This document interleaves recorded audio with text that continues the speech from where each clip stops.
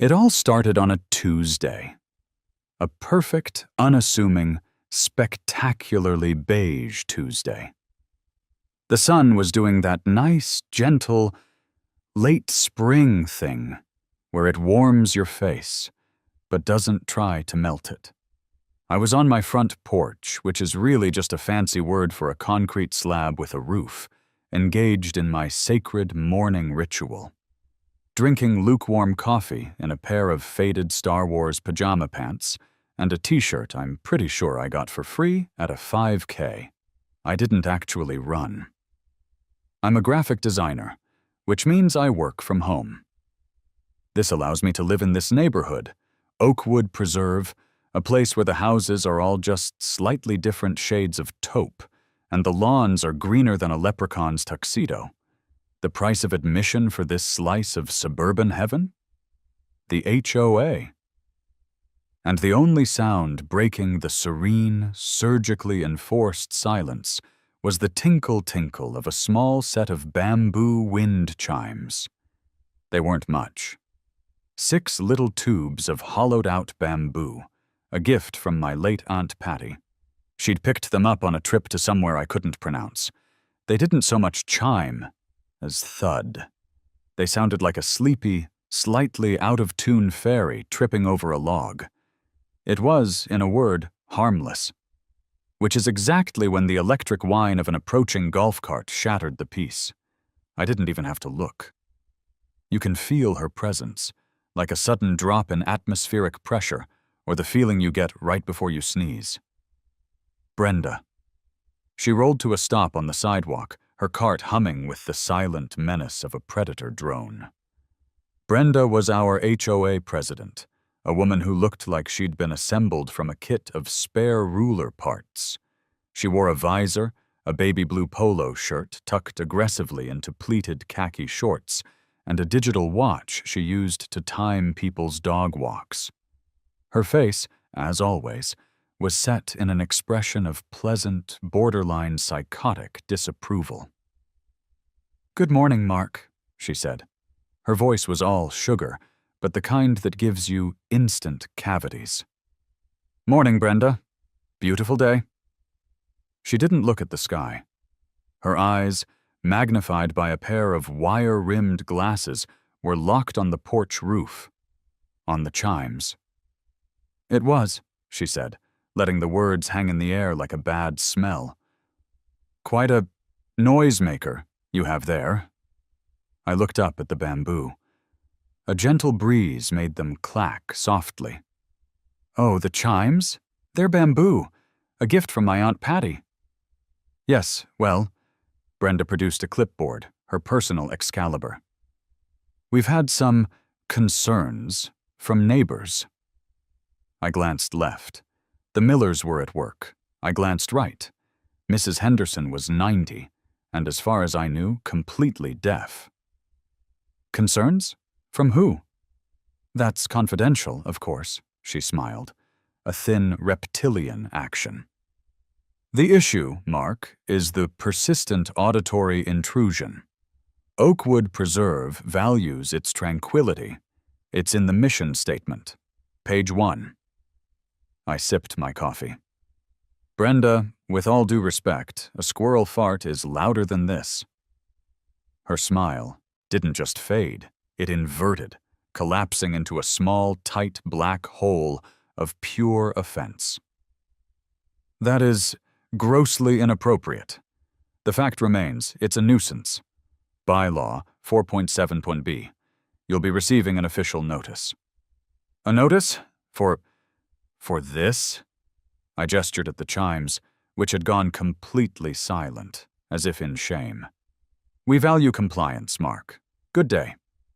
She put the golf cart in reverse, gave me one last look that said, "I've got my eye on you, you deviant," and whined away down the street, off to terrorize someone's non-conforming mailbox or overly vibrant welcome mat. I stood there for a long time. The silence on the porch was deafening.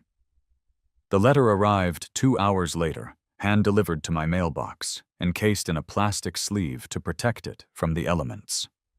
It was bright, hazard orange.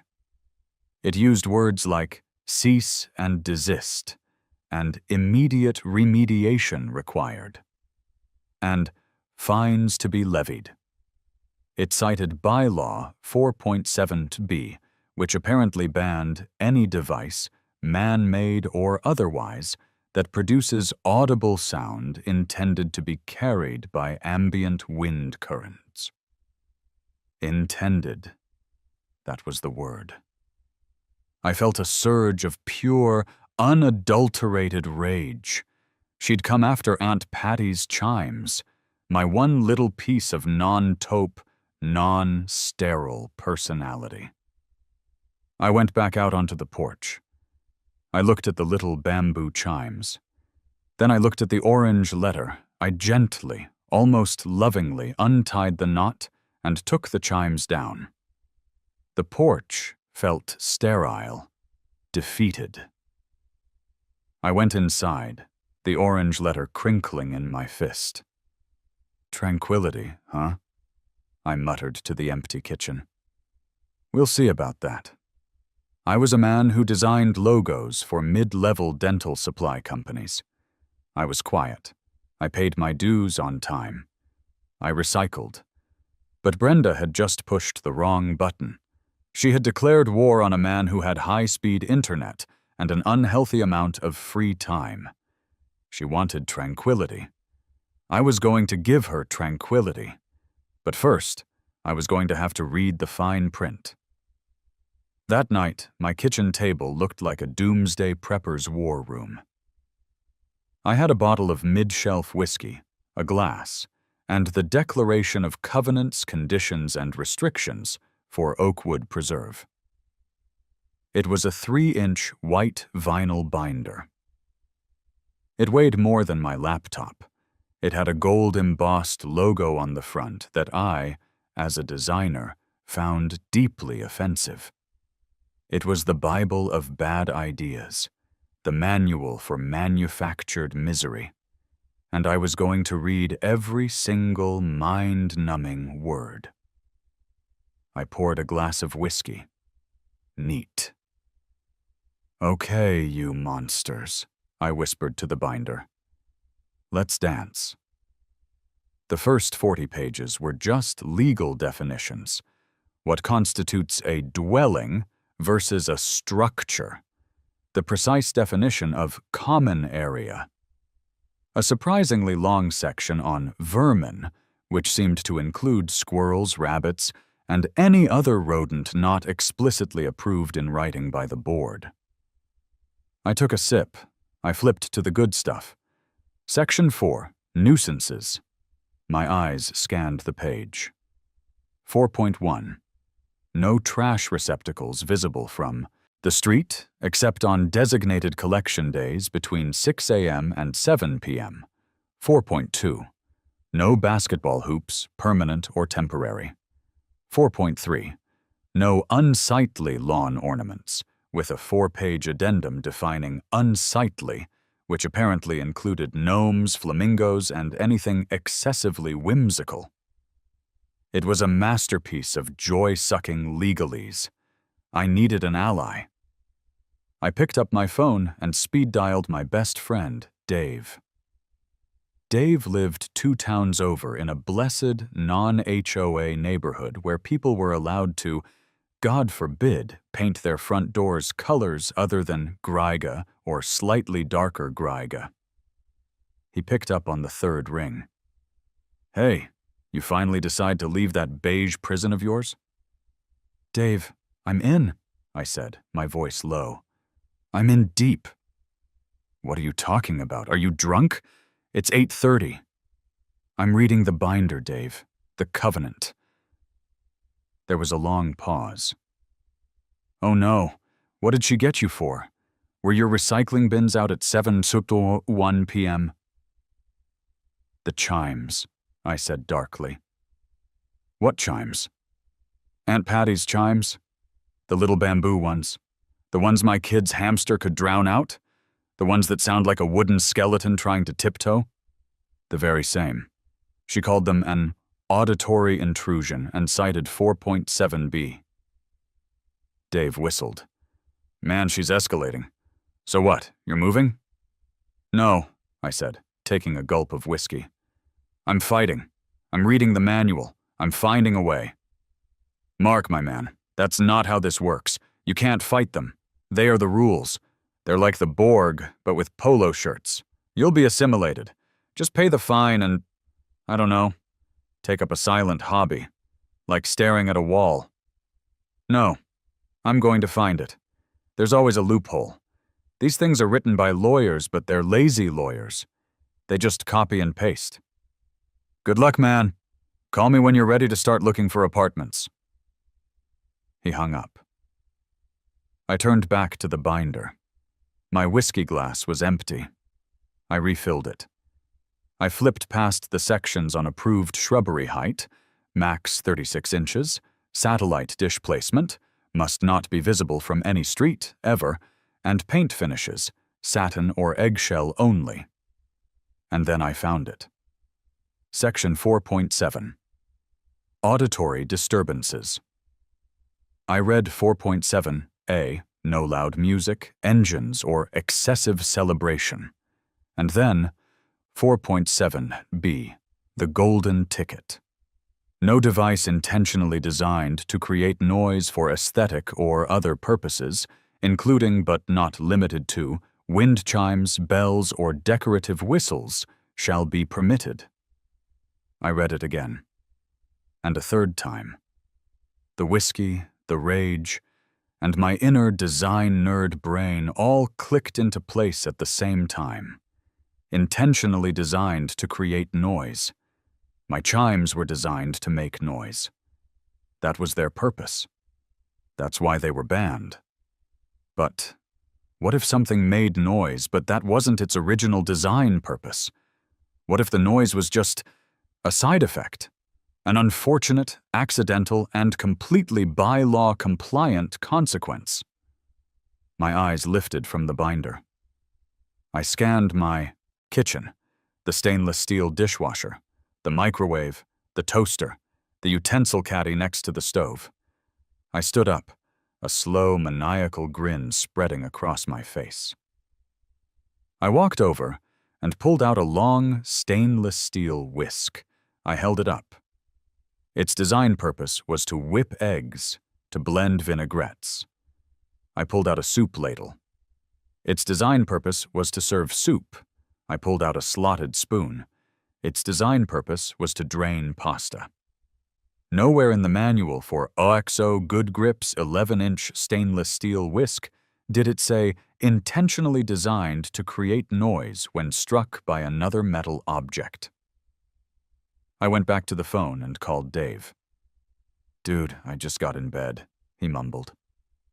Dave, I said, my voice trembling with excitement. I'm gonna need a lot of spoons.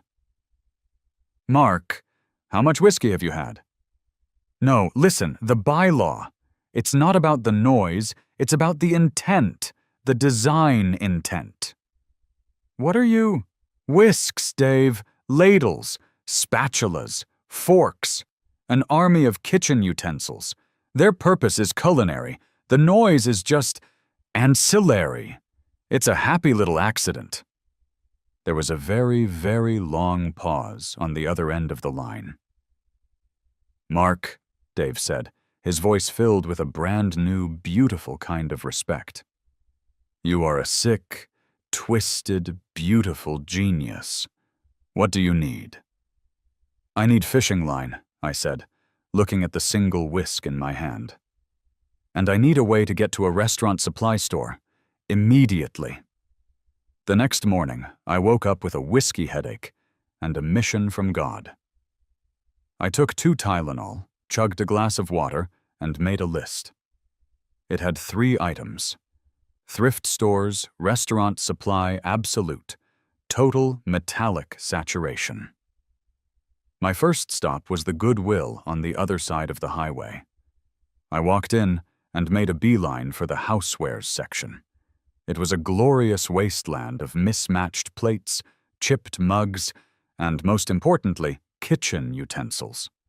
There was a big plastic bin labeled assorted flatware, $0.25 each. I started digging. I wasn't picky. Forks, spoons, butter knives. If it was metal, it was coming with me. A woman next to me, who was looking for a replacement saucer for a tea set, gave me a wide berth. I was a man possessed, my hands clanging and clattering as I pulled fistfuls of metal from the bin. I moved on to the hanging utensils, a whisk here, a ladle there, a surprisingly large number of potato mashers. I grabbed them all. I went to the checkout with a shopping cart that sounded like a medieval knight falling down a flight of stairs. The cashier, a college kid with green hair and a nose ring, looked at the pile, looked at me, and just sighed. "Big dinner party?" she asked, her voice monotone. "You have no idea," I said. "It's for a sculpture, a very big sculpture. It's a statement piece." "Uh-huh." She started scanning, or rather just grabbing items and tossing them into a bag.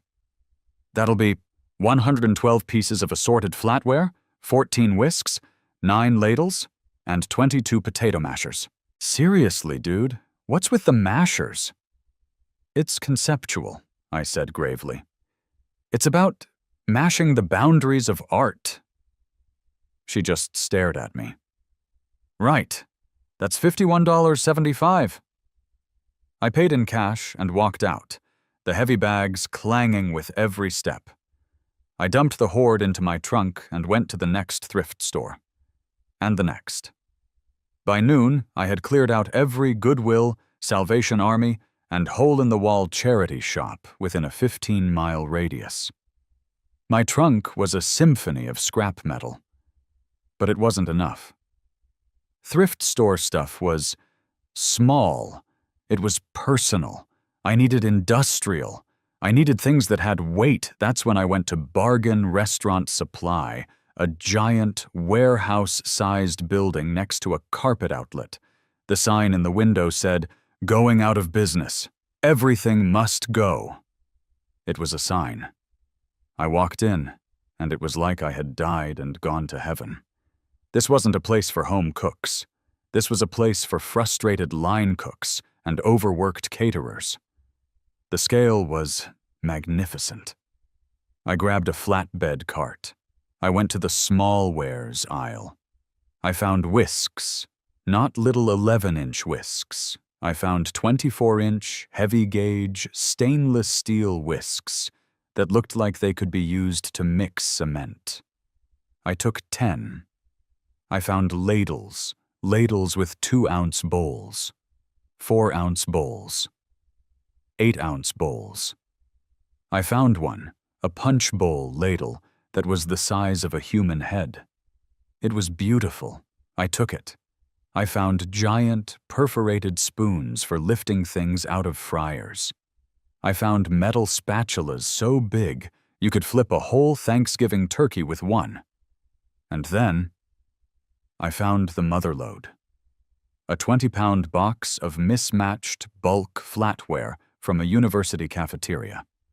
It was just a cardboard box taped up with $100 scrawled on the side in marker. I didn't even look inside. I just heaved it onto my cart. I rolled my clattering, groaning cart to the checkout.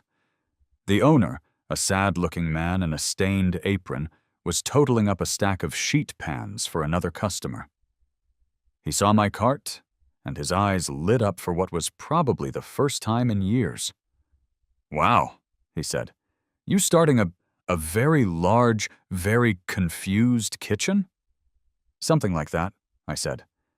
"Got any pizza peels?" "Pizza peels? You know, the big flat metal shovel things." "Aisle 7. But we've only got the 36-inch aluminum ones left." "Perfect." I returned with 3 of them. They looked like oversized medieval weapons. "All right," he said, ringing me up. Let's just call it $300. Honestly, you're doing me a favor. I don't know how I'd even inventory this. You need help getting it to your car?" "I think I can manage." I got home and opened my garage. I started unloading. Bag after bag, box after box, peel after peel. I dumped it all in the middle of the concrete floor. When I was done, I had a pile of metal that came up to my waist. It was a dragon's hoard.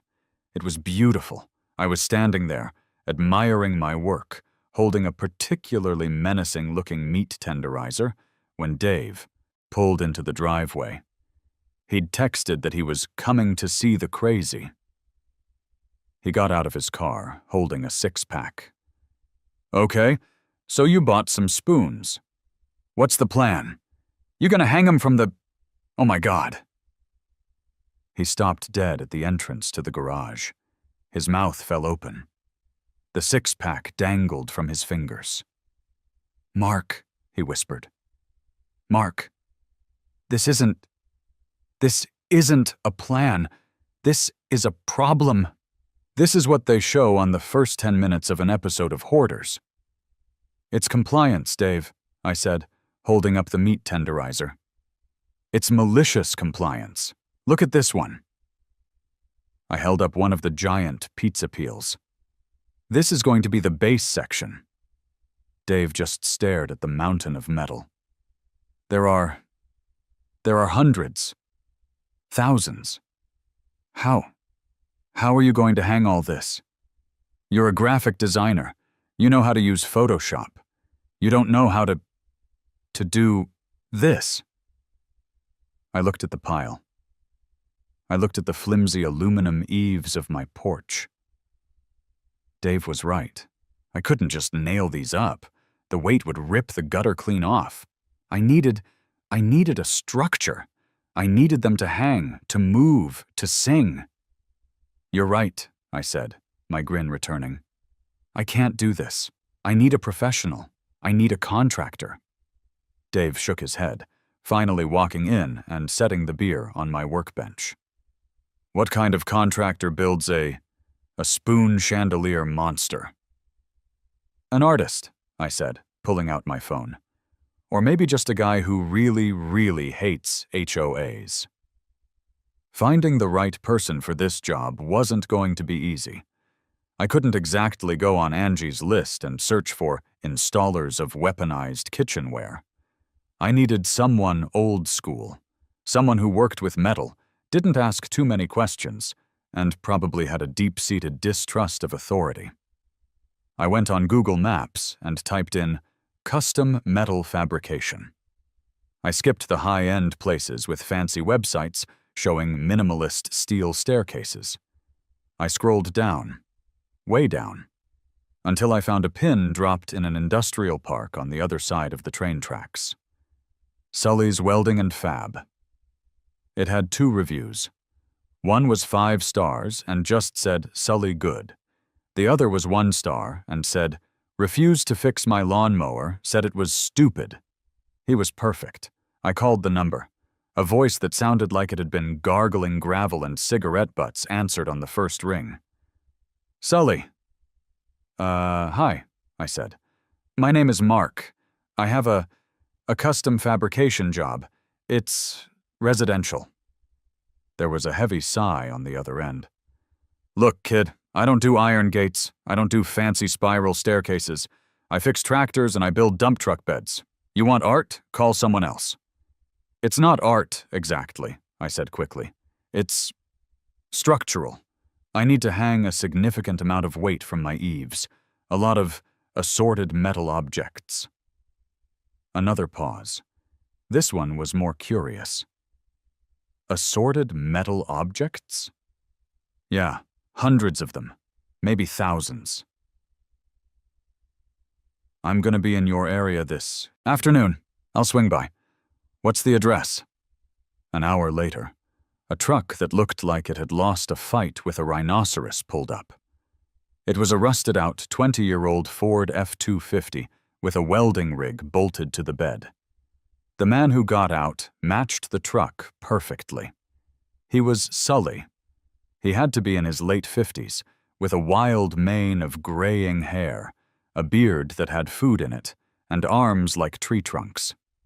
He wore a grease-stained cat hat, a flannel shirt with the sleeves ripped off, and he was chewing on a toothpick like it owed him money.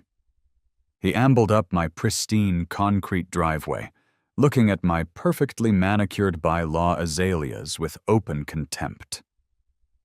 "You're Mark?" he grunted. "That's me. Thanks for coming, Sully. The project is in here." I opened the garage door. The overhead light flickered on, glinting off the mountain of stainless steel. Sully stopped. He didn't say anything for a full minute. He just looked. He tilted his head. He squinted. He spat the toothpick out onto my driveway. Then he turned to me, his eyes narrowing. "All right, what are you building, some kind of robot army?" "I need to hang all this," I said, gesturing to the pile. "From my eaves, artistically, so it moves in the wind." Sully stared at me, then at the pile, then at the taupe, sterile perfection of my house. He was connecting the dots. "This an HOA thing?" he asked. I didn't say a word. I just reached into my back pocket and pulled out the orange cease and desist letter. I handed it to him. He read it. His eyes scanned the jargon. Auditory intrusion, bylaw 4.7.b, immediate remediation. A slow, terrifying, utterly beautiful grin spread across his face. It was like watching a glacier crack open.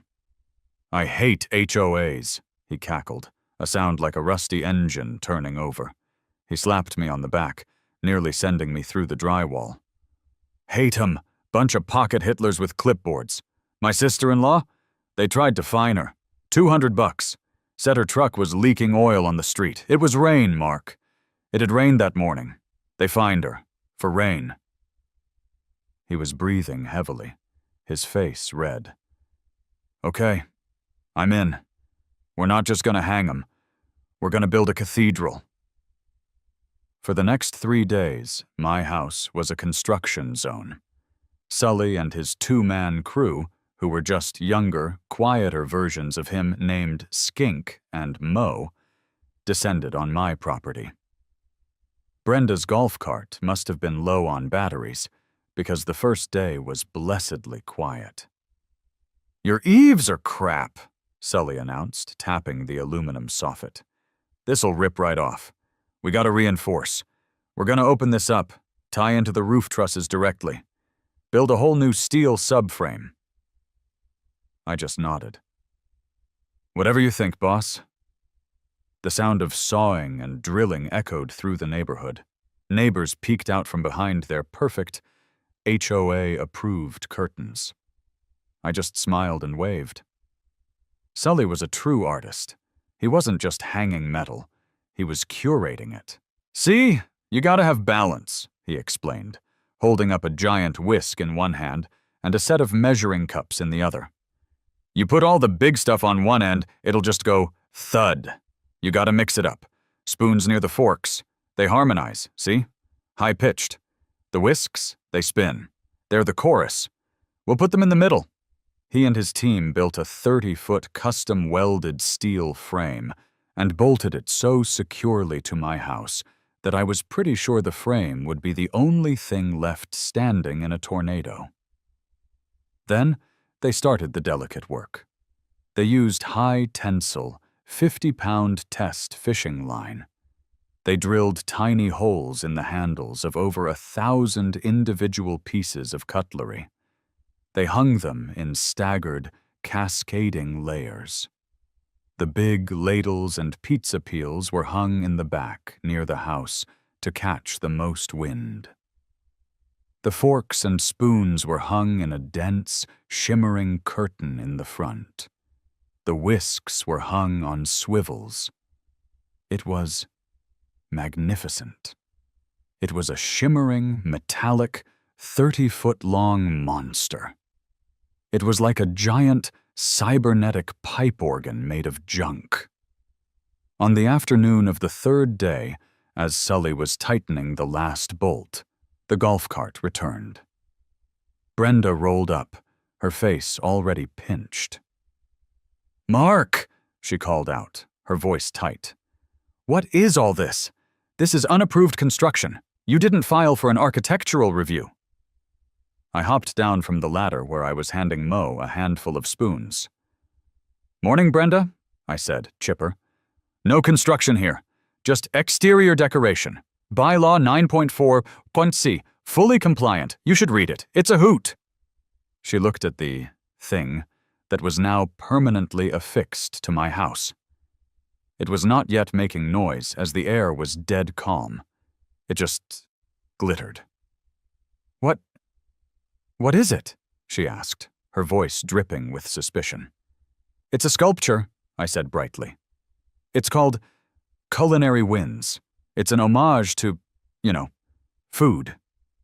Sully, from the roof, held up one of the giant industrial whisks. "Hey, lady," he bellowed, making Brenda jump. "You want one? We got extras." Brenda went pale. She looked at Sully, at his truck, which was, in fact, leaking oil onto the street, at the metal monstrosity on my house, and then at me. "This isn't over, Mark," she seethed. "It's not?" I said, feigning confusion. "Oh, good, because I was thinking of doing the back porch next." She didn't have a response. She just jammed her golf cart into forward and sped off, her tires squealing on the asphalt. Sully cackled from the roof. "That's one rattled old bird." "She'll be back," I said. "Oh, I know," Sully grinned, his teeth glinting in the sun. "But next time she'll have to shout." They packed up their tools. The bill was significant, but worth every single penny. "All right, kid," Sully said, shaking my hand. "She's all yours. We tuned her up best we could. The real show starts when that cold front moves in tonight." I stood in my driveway, alone, as the sun began to set. So sculpture was dead silent. Just a weird, shiny, metallic fringe on my taupe house. A flicker of doubt hit me. What if it didn't work? What if it just hung there? What if I'd just spent a small fortune to make my house look like the world's tackiest TGI Fridays? I went inside, made dinner, and waited. All it needed was wind. For 2 hours, nothing. A dead, suffocating calm settled over Oakwood Preserve. The silence was so perfect, so complete, I could hear Mr. Miller's television 2 doors down. I sat in my living room, curtains open, just staring at the silent metal. Brenda was probably at home, sipping chamomile tea, thinking she'd won. That I'd just made my house ugly for no reason. The thought was unbearable. And then, around 9:15 p.m., the first sign of the cold front arrived. It started small. A single leaf skittered across the driveway. The flag on the community center signpost, usually limp, gave a half-hearted thwack. A little breeze, a tiny gust, whispered across my porch. It began with a ting, a single high-pitched ting as a teaspoon tapped a fork. It was followed by a low, hollow dunk as one of the ladles swung gently against the brick. I stood up. The wind picked up, a real, sustained gust this time. And the symphony began. It wasn't a tinkle. It wasn't a chime. It was a clang. A clack, clack, clack. A jang, jang, jangle. The hundreds of spoons and forks created a sound like 1,000 tiny, angry skeletons having a tap-dancing competition. The whisks, spinning on their swivels, let out a high-pitched metallic screech. And then the bass section kicked in. The pizza peels and giant ladles swung, hitting each other with a deep, resonant dunk and whoomp. It was the most god-awful, ear-splitting, glorious noise I had ever heard. It was beautiful. I ran to the kitchen and threw open the window. The sound was loud. It wasn't just on the porch, it was in the house. The entire structure was vibrating gently, the sound waves traveling through the trusses Sully had bolted his frame to. It sounded like I was living inside a broken grandfather clock. My phone rang. It was Dave. I picked it up. "Mark!" he shouted over the line. "What in God's name is that?" "It's alive!" I roared back, laughing. "It's alive! Holy! I can hear it from my car. I'm 3 streets away. It sounds like a train derailing in a cutlery factory. Isn't it amazing? It's definitely something, man. Good luck." He hung up, probably because he couldn't hear me anyway. I grabbed a beer from the fridge, went out onto the porch, and sat down in my chair. The wind was whipping now, and the sound was overwhelming. It was a wall of pure, chaotic, metallic noise. It was glorious. I saw curtains twitch. Lights flicked on in houses down the street. People were definitely having their tranquility intruded upon. And then I saw it. The distant headlight of the golf cart flying down the street at a speed that was almost, certainly against the bylaws. Brenda's cart screeched to a halt at my curb. She didn't just get out. She launched herself out. She was no longer in her polo and shorts. She was wearing a pink bathrobe and what looked like fuzzy slippers. Her hair was in a net. She was furious. "Mark!" she shrieked, but her voice was almost completely swallowed by the clang-clack, dunk of the orchestra. I just sat there, sipped my beer, and smiled. "Shut it off!" she screamed, marching up my driveway. "Shut it off now!" I stood up and walked to the edge of the porch, leaning against a post. I put a hand to my ear. "What?" I shouted back, grinning. "Sorry, Brenda. It's a bit breezy out here tonight." You monster! This is a nuisance! It's a horrible, horrible nuisance! It's 1,000 times worse than the Chimes!" The wind hit a high note, and a cluster of whisks went into a full-on screech. "A nuisance!" I yelled.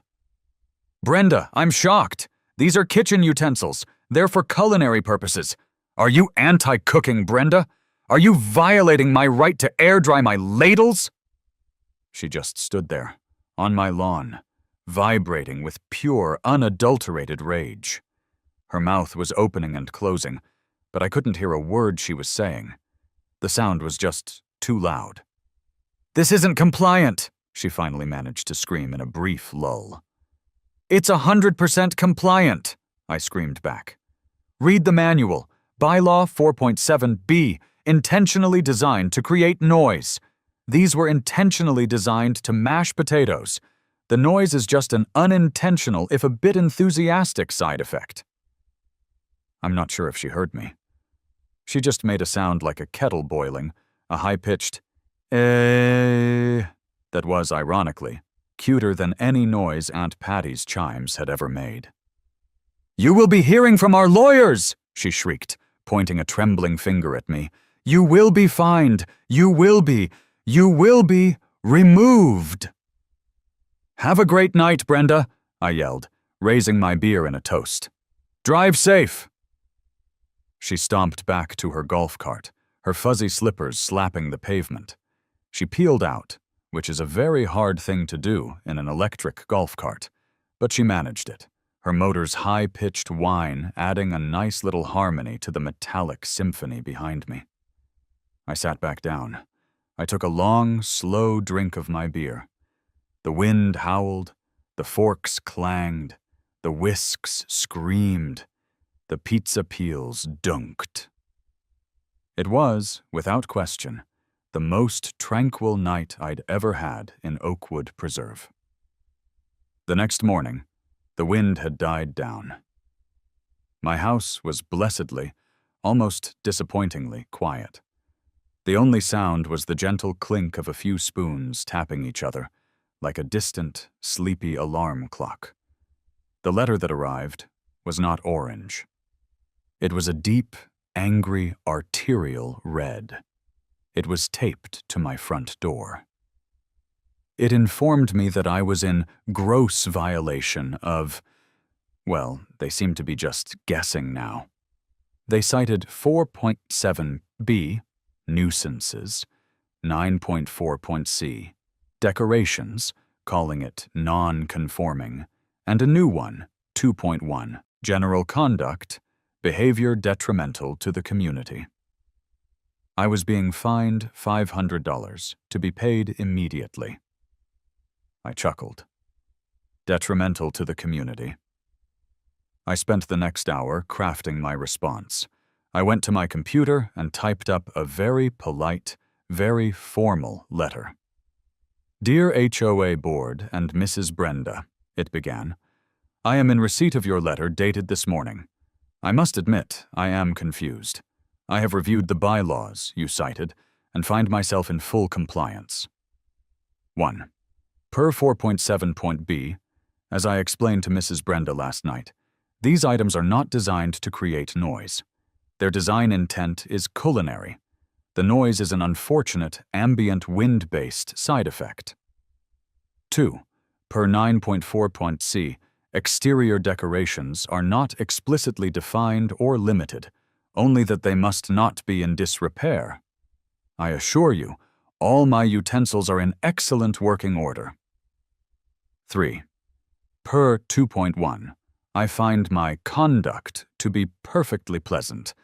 I am simply air-drying my kitchenware, vigorously. I will not be paying the $500 fine. However, in the spirit of community, I have attached documentation to help clarify my position. I printed the letter. Then I went to Wikipedia and printed the entire entry for spoon. I highlighted the section on its design and use. I did the same for whisk and ladle.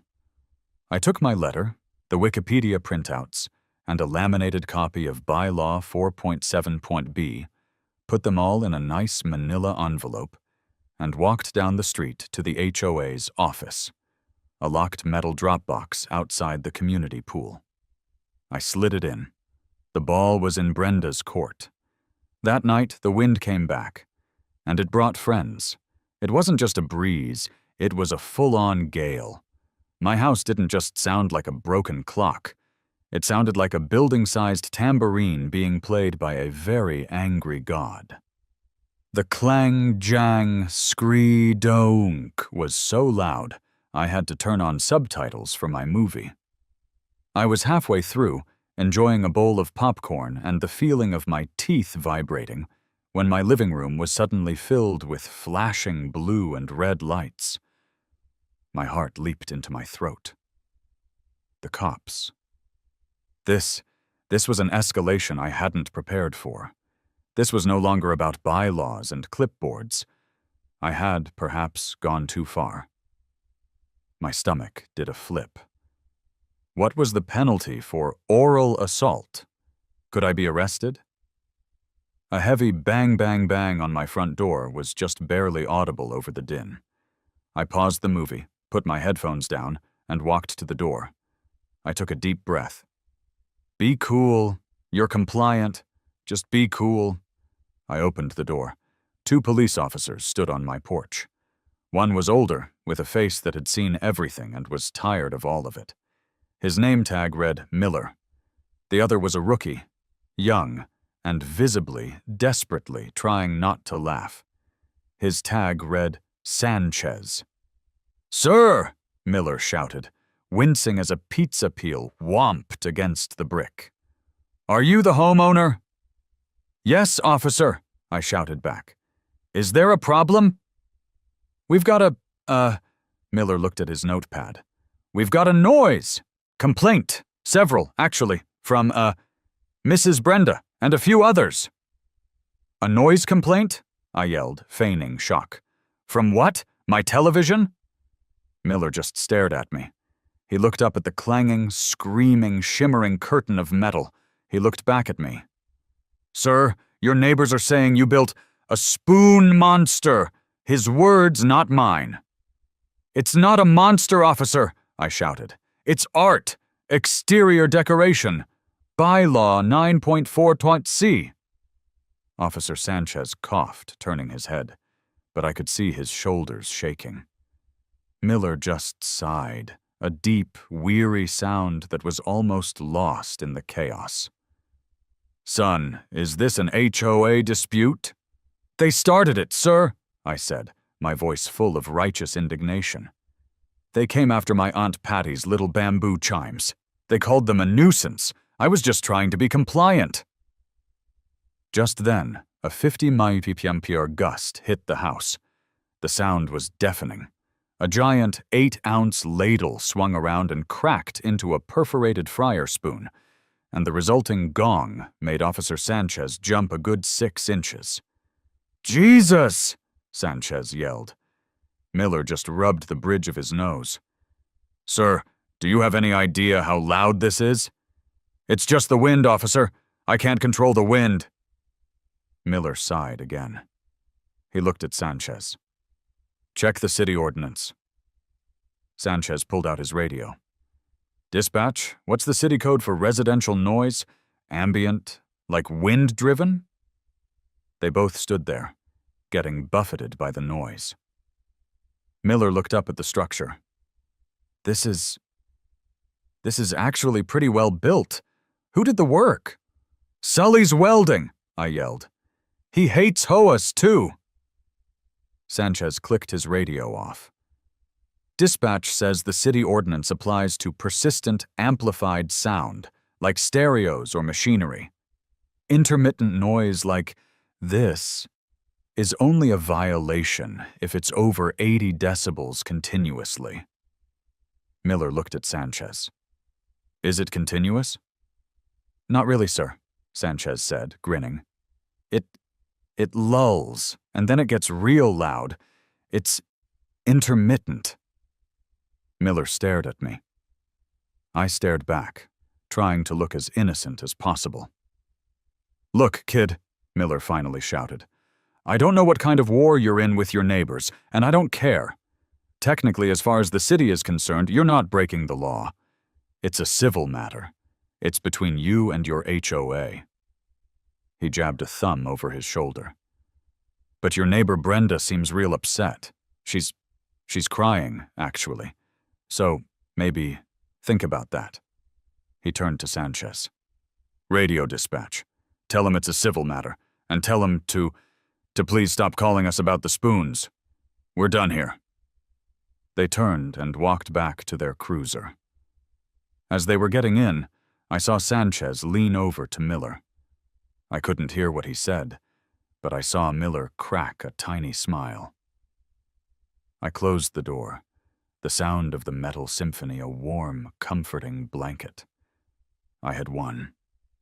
The law, the real law, was on my side. I walked back to my couch, unpaused my movie, and turned the subtitles off. I didn't need them. I could hear just fine. The victory was sweet, but short-lived. Brenda couldn't use the police, so she fell back on the only power she had: bureaucracy. 2 days later, a notice was posted on every telephone pole and community mailbox. Emergency Board Meeting, Friday, 7:00 p.m. Agenda: Urgent Community Matter, Re 142 Oakwood Drive. That was my address. She had put a target on my back. Friday night, I put on my best blazer over a clean t-shirt.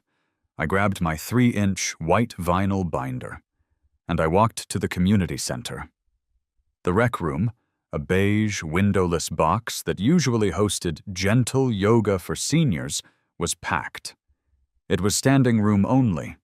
I'd never seen more than 5 people in here at one time. Tonight, the entire neighborhood was here.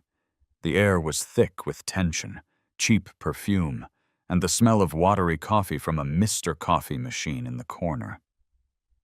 Brenda was at the front, sitting at a folding table with the other 2 board members, a nervous-looking accountant named Gary, and a woman who I'd only ever seen power walking.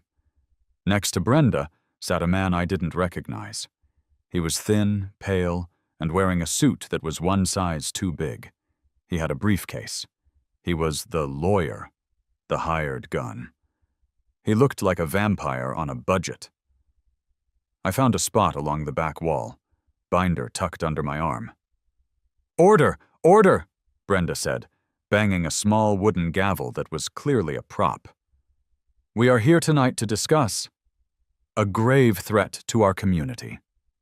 She proceeded to give the most dramatic, tearful speech I had ever heard. She talked about peace and tranquility. She talked about property values and our way of life. This individual," she said, pointing a trembling finger at me at the back of the room, "has seen fit to mock our rules, to mock us. He has installed a monstrosity, a metallic menace." "It's spoons, Brenda," someone shouted. "It is not just spoons," she shrieked back. "It is a cacophony. It is an auditory assault. He has brought industrial kitchenware into our beautiful residential neighborhood. He hung a pizza peel." A gasp went up from some of the residents. The sheer audacity. The lawyer leaned into his microphone. His voice was slick and oily. "Let me be clear. The board has full authority to levy fines and, if necessary, place a lien on the property of any homeowner found in gross violation. This sculpture is a clear and undeniable nuisance. It is unsightly, it is loud, and it is unapproved." He looked at me. "Mr. Mark, the board is giving you one final chance. Will you agree tonight to remove the installation and pay the accrued $500 fine?" The entire room turned to look at me. It was dead silent. Even the coffee machine stopped gurgling. I walked to the front, setting my white binder on the table with a heavy thud. "Good evening," I said, my voice calm. "Brenda, Gary, ma'am, Mr. Sloan," the lawyer hissed. "Mr. Sloan? I am frankly shocked. I'm shocked that we're all here, wasting a perfectly good Friday night." "This is no waste," Brenda snapped. "I am a compliant citizen," I continued, opening the binder. "I am a model homeowner. When I was told my humble bamboo wind chimes, which I'll remind you were a gift from my late Aunt Patty, were a violation, what did I do? I removed them. Immediately. And replaced them with this," the lawyer sputtered. "No," I said, holding up a hand. "I did my research. I consulted the manual, your manual." I tapped the binder. "I was told I could not have a device intentionally designed to create noise. So I didn't. I installed exterior decoration, as is my right under bylaw 9.4(c), which I have here." I held up a page. "And as for the noise, I'd like to direct you again to bylaw 4.7b. I reached under my blazer and pulled out a giant 24-inch industrial whisk. A woman in the front row gasped. "This," I said, holding it high, "was designed to beat eggs. Its primary, intended purpose is culinary." I reached back and pulled out the 8-ounce, head-sized ladle. This was designed to serve chili, or punch, maybe a very large soup." "This is ridiculous," the lawyer said, standing up. "No, this is compliance," I said, my voice rising. "This is strict adherence to the letter of the law. You wrote the rules, Brenda. I'm just following them. The noise is an unintentional side effect of the wind, which, last I checked, you do not have jurisdiction over. If you want to ban spoons, if you want to ban forks, if you want to ban whisks, then put it to a vote, right now. Let's see you tell this community they can't have cutlery." The room was dead silent. You could hear a pin drop. Brenda was puce. The lawyer was shuffling papers, his slick composure gone. Then a man in the back stood up. It was my neighbor, Jim, a quiet guy, a guy Brenda had fined 3 times for his garden gnome. "He's right," Jim shouted. "He's absolutely right, and I'm sick of you fining me for Sir Reginald, Brenda. He's a whimsical gnome, and I like him." "Sit down, Jim," Brenda commanded. "No!" A woman from the front row stood up. "I'm with him. You told me my mailbox was non-compliant because the shade of black was too glossy." "My basketball hoop," yelled another guy. "My kids can't even play basketball." "You fined me for a brown patch on my lawn." "You said my welcome mat was overly vibrant." Suddenly, the entire room was on its feet. It was a full-blown peasant revolt. The rec room was in chaos. People weren't just yelling at Brenda. They were yelling at Gary, at the power walker, at the lawyer. All the pent-up petty frustrations of the last 10 years were exploding. "Order!" Brenda shrieked, banging her gavel. "Order!" But it was no use. The dam had broken. The lawyer was packing his briefcase. Gary looked like he was about to cry. The motion to fine me was never even voted on. The meeting just dissolved into chaos. I picked up my whisk and my ladle. I closed my binder. And I walked out of the rec room to the quiet, beautiful sound of a neighborhood taking its power back. Brenda, I heard, didn't leave her house for a week. There was an emergency e-vote, and she was respectfully asked to step down as president. Gary, the accountant, took over. His first act was to issue a moratorium on all fines related to exterior whimsy. The utensil pocalypse, as Dave officially named it, stayed. My house was now a landmark. I'd see people drive by slowly, their windows down, listening. Some would laugh, some would shake their heads. But no one ever complained. The new normal in Oakwood Preserve was different. It was better. Jim's garden gnome, Sir Reginald, was back on his lawn. The guy down the street had his basketball hoop up, and I'd hear the thump, thump, thump of a ball in the evenings. The woman with the mailbox had repainted it a glorious, glossy jet black. The spell was broken. A few weeks later, I was back on my porch. It was a perfect Tuesday, just like the one where it all started. A nice breeze was blowing. The sound was, honestly, it wasn't even that bad anymore. I'd gotten used to it. The clang-jang scree had mellowed into a familiar metallic lullaby. Dave was over, and we were drinking beers, listening to the symphony. "You know," he said, taking a sip, "I think I'm going to miss it when you finally take it down." I looked at him and smiled. "Take it down? Who said I'm taking it down?" Dave stopped, his beer halfway to his mouth. "Seriously? You're going to live with this? Forever? It sounds like a drum set falling off a cliff." "I don't know," I said, leaning back in my chair. "It's growing on me. Besides, I was talking to Sully last week." "Oh no. Yeah, he's got a line on some reclaimed copper pots. He says if we hang a few of those in the gaps, tune them just right, we could probably get a nice, strong C major chord out of the whole thing." Dave just stared at me for a long time. Then he shook his head, a slow grin spreading across his face. "You're a menace, Mark." I raised my bottle, toasting the spinning whisks and the gently swinging ladles. "It's the sound of freedom, man," I said, as a pizza peel dunked a low, perfect note. "The sound of freedom."